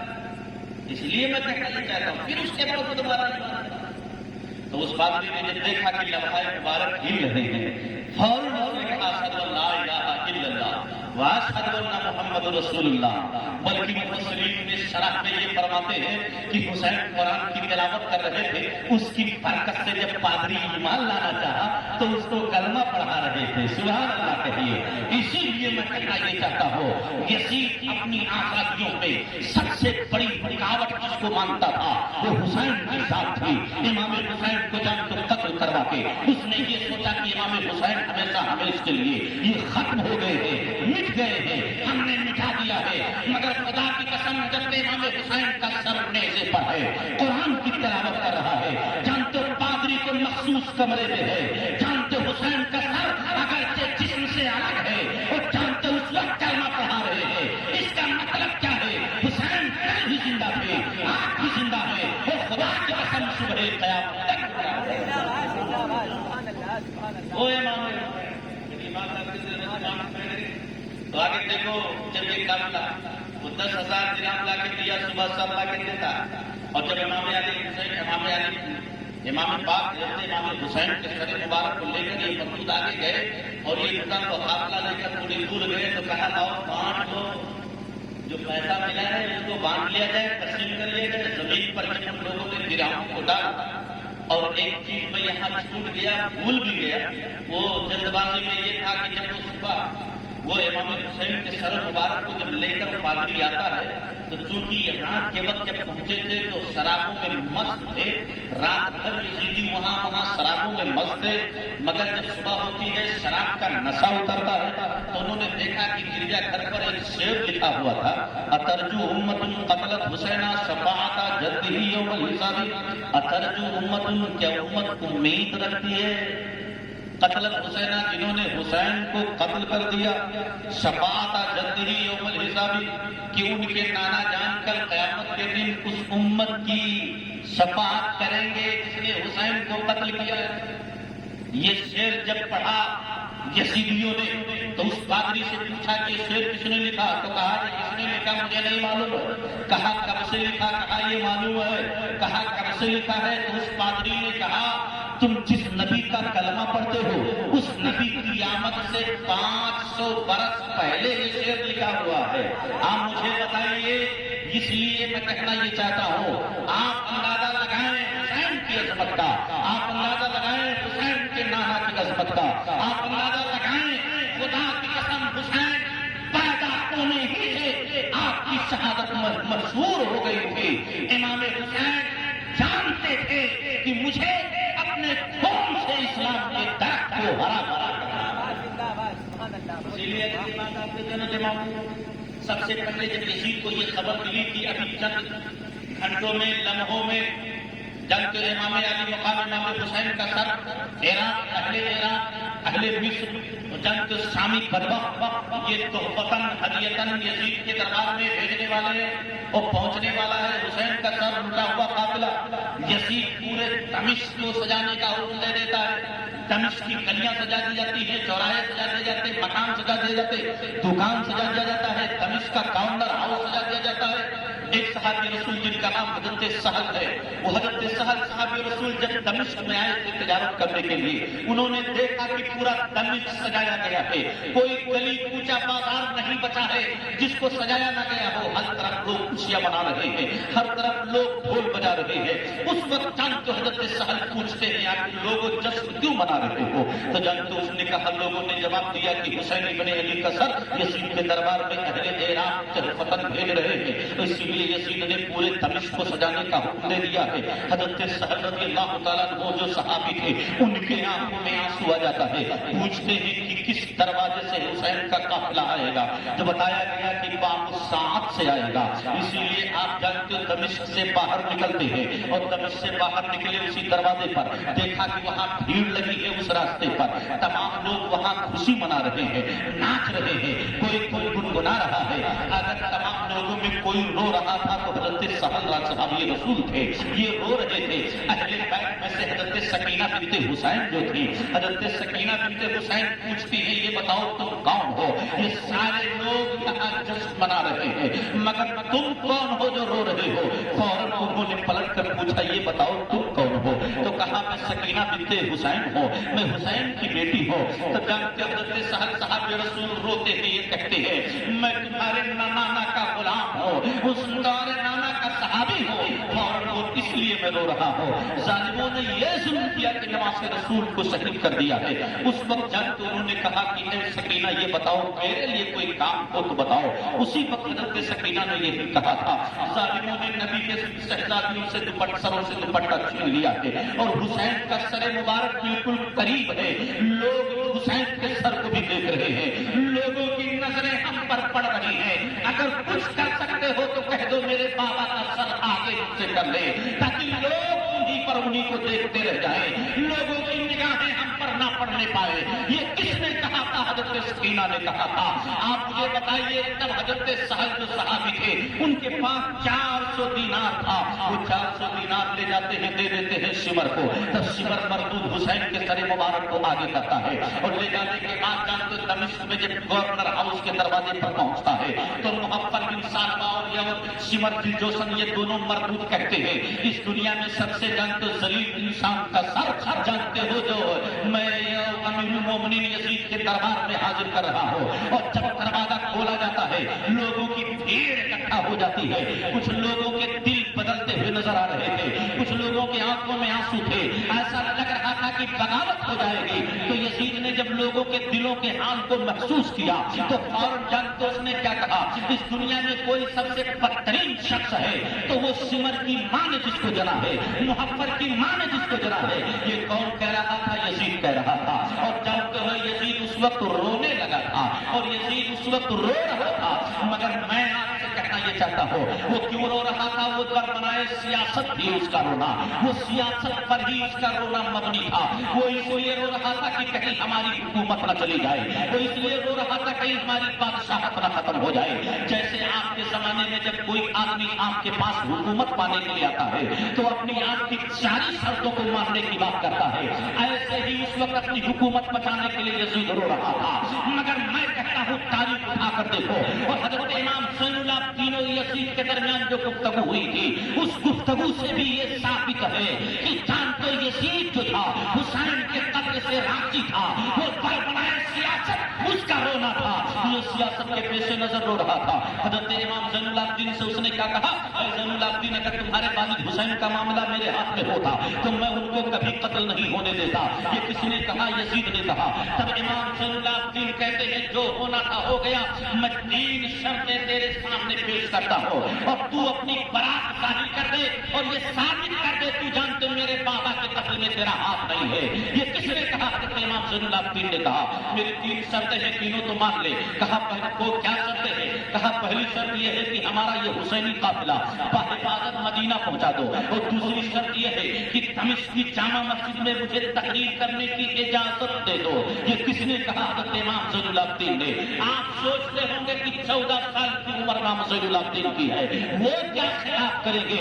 مگر میں کہتا ہوں تقریر تو ان کے گھر کی کھیت ہے یار، اسی لیے میں کہنا یہ چاہتا ہوں حضرت امام زین العابدین نے تیسری شرط یہ رکھی تھی کہ جانتے جو لوگ میرے بابا کے قتل میں امام علی مقام امام حسین کے قتل میں حصہ لیا ہے تم ان سے بدلہ لے لو، معاوضہ طلب کرو۔ یہ حسین یہ حضرت امام زین العابدین نے 3 شرط رکھی، وہ 2 شرط تو ماننے کے لیے تیار ہو جاتا ہے، ہم آپ کو بحفاظت مدینہ بھیج دیں گے، ہم آپ کو تقریر کرنے کی اجازت دے دیں گے، اور لیکن میں وہ آخری شرط جو ہے بدلہ لینے کی، معاوضہ لینے کی، میں معاوضہ نہیں لے سکتا ہوں، میں بدلہ نہیں لے پاؤں گا، یہ میں نہیں لے سکتا۔ یہ کس نے کہا؟ یزید نے کہا۔ میں کہتا ہوں اگرچہ عمر ابن سعد نہیں تھا، اگرچہ عبید اللہ ابن سعد نہیں تھا، مگر وہاں جتنے یزیدی تھے سب کو گرفتار کر کے قید خانے میں ڈلوا دیتا اور ایک ایک کو قتل کروا دیتا یزید، تب میں مانتا کہ حسین کے قتل سے وہ راضی نہیں تھا، لیکن اس نے نہیں کیا۔ اس کا مطلب یہی تھا کہ جو کچھ عبید اللہ نے کیا تھا، عبید اللہ بن زیاد نے وہ سب یزید کے اشارے ہی پر کیا تھا۔ اگر یہ بات آپ کے سمجھ میں آئے تو حضرت امام زین العابدین سے جب اس نے کہا تو فوراً کہا کہ چلیے میں آپ کو اجازت دیتا ہوں تقریر کرنے کے لیے۔ آپ جاتے ہیں دمشق کی جامع مسجد میں، جامع مسجد میں جب آپ منبر پر جاتے ہیں، جب آپ تقریر شروع کرتے ہیں تو جتنے لوگ بیٹھے تھے سارے لوگ وہاں رو رہے تھے، قریب تھا کہ بغاوت شروع ہو جاتی، قریب تھا کہ لوگ اس کے خلاف یزید کے کھڑے ہو جاتے۔ اس نے اشارہ کر دیا مؤذن کو اذان دینے کے لیے، اسی وقت مؤذن اللہ اکبر اللہ اکبر کہتا ہے۔ حضرت امام زین العابدین جانتے منبر پر کھڑے ہوئے تھے، آپ فرماتے تھے جانتے ہو لوگوں سن لو، اگر سب سے پہلے کسی نے اللہ کی وحدانیت کی گواہی دی تھی تو کسی اور نے نہیں، میرے گھر والوں نے دی تھی، میرے نانا نے دی تھی۔ یہ کس نے کہا تھا؟ حضرت امام زین العابدین نے کہا تھا۔ اور آپ کو میں بتانا یہ چاہتا ہوں جب مؤذن نے کہا اشہد ان لا الہ الا اللہ، تب تو حضرت امام زین العابدین نے کہا کیا کہا؟ اے یزید، اگر اللہ کی وحدانیت کی شہادت اگر کسی نے گواہی دی، اللہ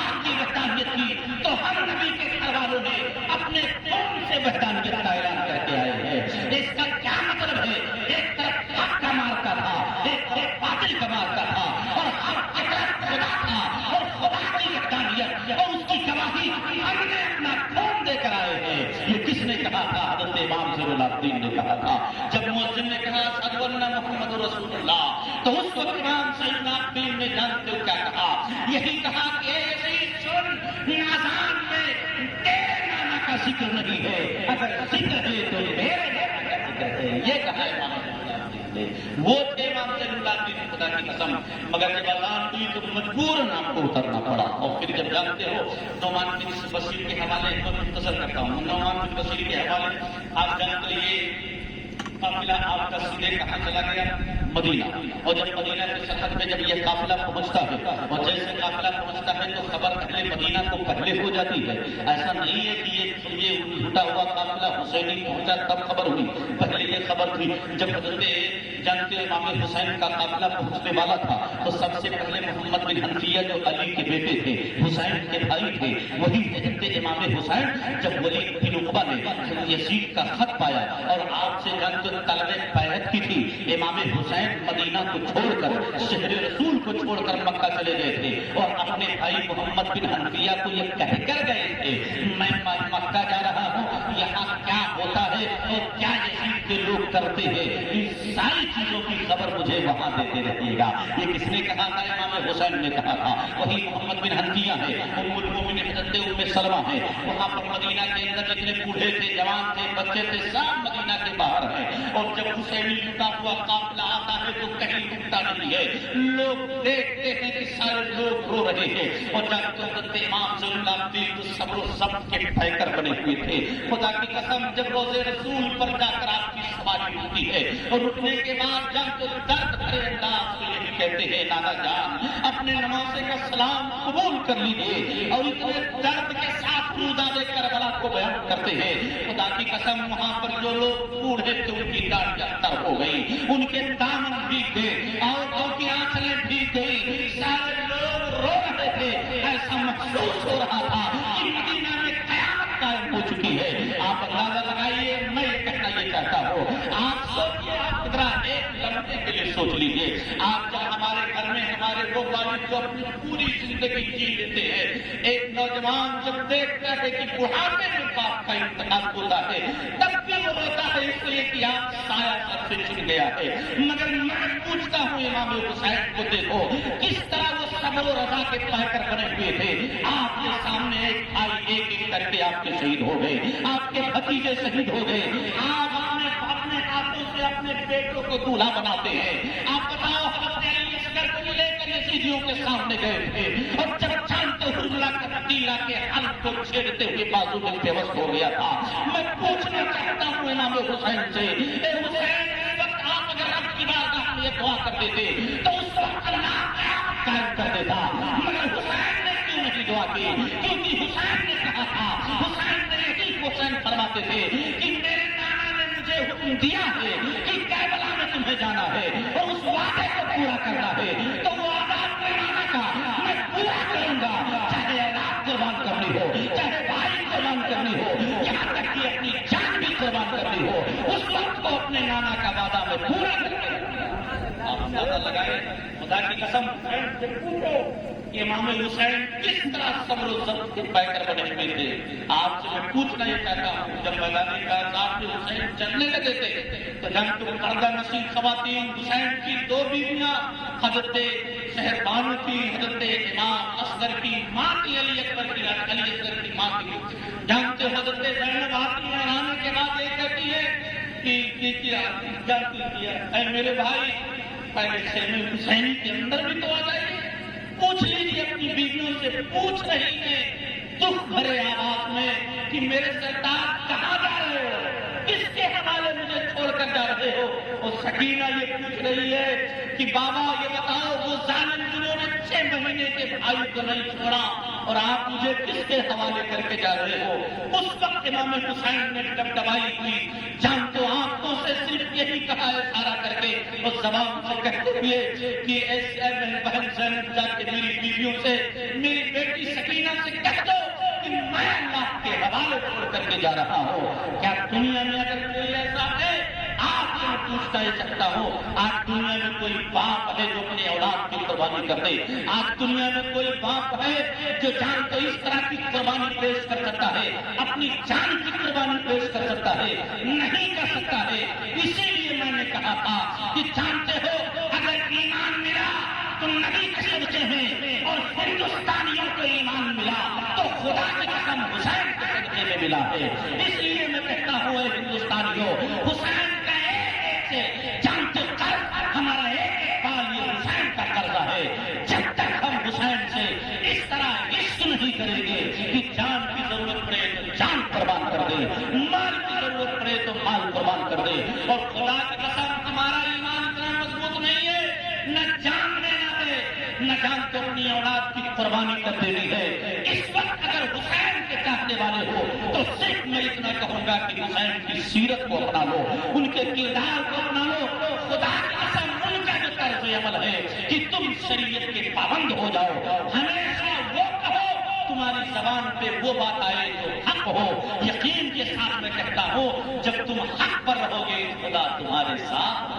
زندہ باد. سبحان اللہ. پھر یہ کبھی شکوہ نہیں کرنی پڑے گی کہ جانتے اور ہمیں دعاؤں کی ضرورت پڑے گی. درود پاک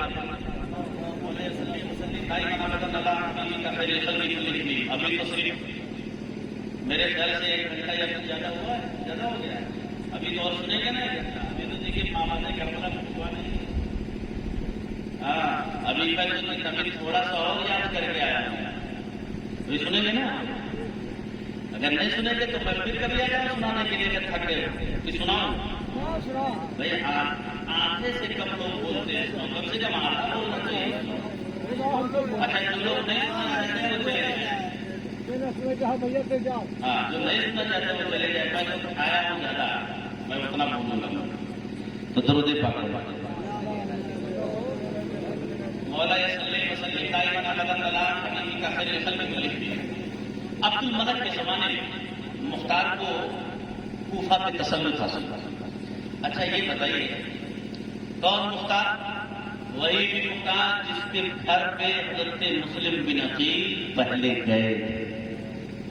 وہی مختار. اب میں آپ کو بتاؤں حضرت مسلم کو کوفہ والوں نے دعوت دی.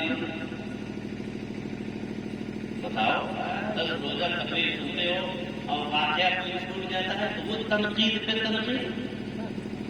ایک واقعہ چھوٹ جائے وہ تنقید پر جس کی ضرورت ہے وہ کوئی یاد نہیں. بتائیے حضرت مسلم کو ان لوگوں نے دعوت دی تھی، حضرت امام حسین کو ان لوگوں نے دعوت دی تھی. حضرت مسلم گئے. آپ بتائیے کیوں گئے؟ حضرت امام حسین نے بھیجا تھا اس لیے گئے. یہ بات نہیں ہے. آپ کو میں بتاؤں تب حضرت علامہ سعد الدین تازانی اور حضرت حضور صدر الافاضل نے ایک بڑا لمبا مضمون لکھا اسلام کا، اور جس کا مختصر میں آپ کو بتا دوں.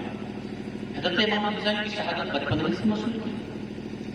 اور پھر جانتے ہو تو کوفیوں کے اتنے خطوط آ گئے. وہ خطوط میں لکھا یہی تھا اور ان کا مضمون کا اصل یہ ہے کہ جب ایک قوم جب ظالم بادشاہ کی حکومت کو تسلیم نہ کرے اور جب کوئی ایک ایسا ہو تو اس کا صحیح ہے اور اہل حق میں سے ہے اور اس کو اپنا امام بنانے کے لیے دعوت دیتی ہو تو اس امام پر لازم ہے کہ اس قوم کی دعوت کو قبول. اس لیے امام حسین پہ جانا ضروری تھا. اور ایک خطائے تھے سینکڑوں خطوط حضرت امام حسین کے پاس. اس لیے ضروری تھا کہ حضرت امام حسین جائیں. مگر گئے کیوں نہیں امام حسین کو حضرت مسلم کو بھیجا؟ تو دوسری طرف بڑے بڑے جلے صحابہ حضرت عبداللہ بن زبیر، حضرت عبداللہ بن عمر، حضرت ابو سعید خدری، حضرت ابو الواقد لیثی، یہ صحابی رسول نے حضرت امام حسین کو منع کیا نہیں جانا ہے. اور آقا فرماتے ہیں صحابی کا نجوم فبأيهم اقتديتم اهتديتم. میرے تمام صحابہ عدل و انصاف کے ستارے ہیں. تو حضرت امام حسین کو نبی کے صحابہ کی بات بھی ماننی ہے. تب حضرت علامہ صدر الافاضل علیہ الرحمہ نے یہ کہا ایک صورت تھی.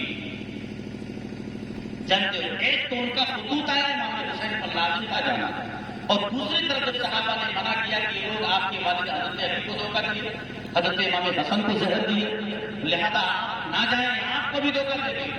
اس لیے جب منع کیا تو حضرت امام حسین نہ اب جائیں نہ اور تو اب وہ جس نے حضرت امام حسین کو دھوکہ دیا آپ کے والد کو، آپ کے بھائی کو، اور وہی امام بنانے کے لیے بلا رہی ہے، تو حضرت امام پر ضروری یہ تھا کہ جائیں، مگر اپنی جان کی بھی انہیں فکر کرنی ہوگی۔ تب انہوں نے یہ کہا ایک صورت ہے کہ آپ اپنے کسی خاص کو بھیج دیں، اپنے کسی معتمد شخص کو بھیج دیں۔ اسی لیے حضرت امام حسین نے اپنے بھائی حضرت مسلم بن عقیل کو یہ کہہ کر بھیجا کہ میں آپ کے خط کے مضمون سے واقف ہوا، مگر میں آپ کے دعوت پر میں ان کے پیچھے جلدی آ جاؤں گا۔ اگر انہوں نے لکھ دیا جا کر یہ بتا دیا کہ یہ لوگ اپنے حد و پیمان پہ قائم ہیں، جیسا ان کے خطوط سے ظاہر ہے ویسا ہی ان کا عمل ہے، تو میں فوراً ان کے پیچھے آ جاؤں گا۔ اور حضرت مسلم بن عقیل جب آئے، مختار بن عبید کے ہاں جب ٹھہرے، ایک ہفتہ آپ ٹھہرے تھے، 12,000 کوفیوں نے حضرت مسلم کے ہاتھ پر حضرت امام حسین کی بیعت کی۔ اسی وقت حضرت مسلم نے خط لکھ دیا کہ اے نامی علی مقام امام حسین، فوراً میرا خط پاتے چلے جائیے، اس لیے کہ اہل کوفہ کے لوگ، اہل کوفہ اپنے قول و قرار پہ بالکل قائم ہیں، جیسا ان کی تحریروں سے واضح ہے۔ اسی لیے حضرت امام حسین نے پہلے حضرت مسلم کو بھیجا، حضرت مسلم نے خط لکھا، تب امام حسین جانے لگے، ورنہ حج ادا کرنے میں صرف 5 دن باقی تھا۔ اور حضرت امام حسین جہاں مکہ میں حج ادا ہوتا ہے اور آپ وہاں سے چل دیتے ہیں 3 ذی الحجہ کو، آپ بتائیے، اور آپ 7 ذی الحجہ سے حج ادا ہوتا اور آپ چل دیتے ہیں 5 دن پہلے۔